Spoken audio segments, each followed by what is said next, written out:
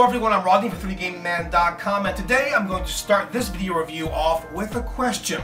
What are you looking for in a computer case? It's probably affordability, check, looks, check, and features, check.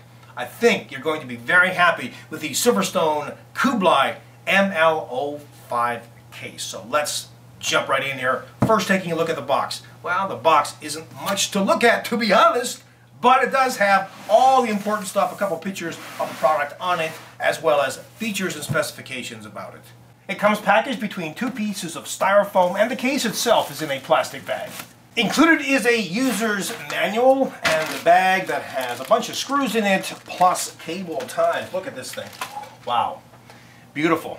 And this is sub $100. Oh, they have this piece of plastic to protect the window that is on the left side panel. And speaking of that, well, this case comes in two different models, one with a window and one without.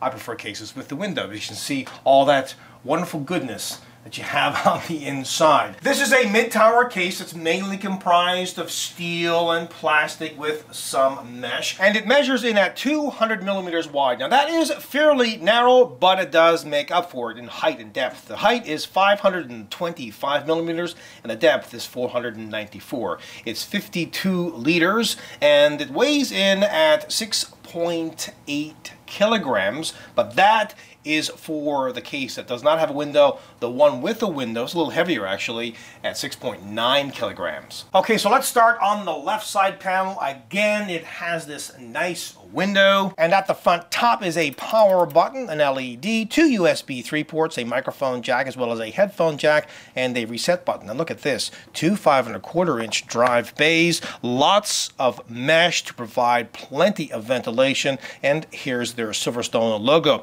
And while we're at the front, take a quick peek at the overall styling. I think it looks darn sharp. Nothing going on the right side panel, but at the top of the case there's lots of ventilation, and this entire plastic piece can be removed by taking off two thumb screws at the back, sliding it this way and lifting it off. Note that they do include a dust filter. Now no fans are included here at the top, but you can install either two 120 millimeter fans or two 140 millimeter fans. Now I'm sure you're wondering, what size radiators can you fit in this case? Well, at the front and at the top you can fit 280 or 240 millimeter rads. At the back of the case is where you can install an optional 120 millimeter fan. Here is where the motherboard's I/O shield plate gets installed. They include 8 ventilated expansion slots, extra ventilation, 2 rubber ground-mounted holes for routing tubes and or cables through, and at the very bottom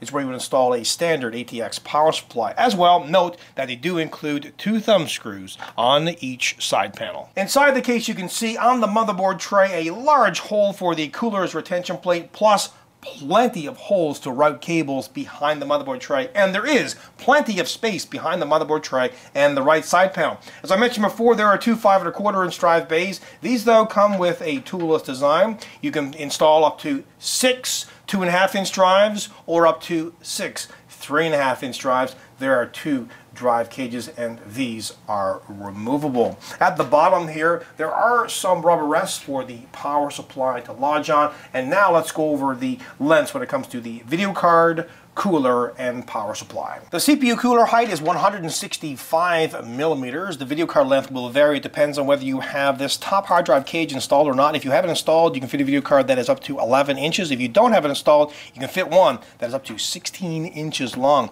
Now as for power supply length, well, that's going to vary. Depends on whether you have a bottom fan installed or not. And by the way, you can install an optional 120 millimeter fan at the bottom. If you have a fan installed, I'm guessing probably 160 millimeters in length. If you do not have a fan installed at the bottom, well, you're looking at a good 270 millimeters in length. Installing 2.5-inch or 3.5-inch drives is very easy. Just remove the plastic drive rails like so. Now a 3.5-inch drive, well, you don't need to use screws. You just pop it in and away you go, but you will need to use screws when mounting a 2.5-inch drive. Now let's have a look behind the motherboard tray. Again, there's plenty of space behind it and the right side panel. There's a large hole on the motherboard tray for the cooler's retention plate, plus plenty of holes to route the cables behind the tray. You know, get them out of the case, put them back here for obvious reasons. Looks awesome, and it will increase airflow inside the case.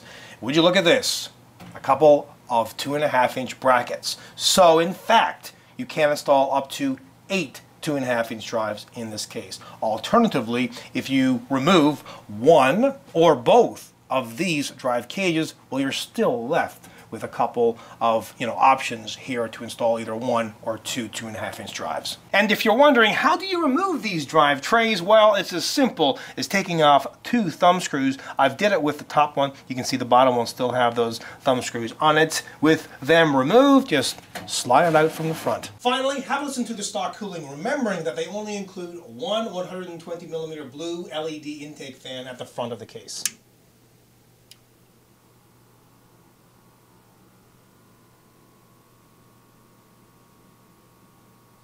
I'm really impressed with this case overall. I think Silverstone has hit the important points. It looks awesome.